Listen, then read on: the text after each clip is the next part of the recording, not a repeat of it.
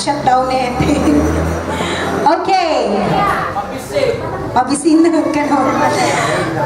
Let's go to our first runner-up. Sino sa tingin nyo? Sa boys natin, we have boy number 13, 1-3.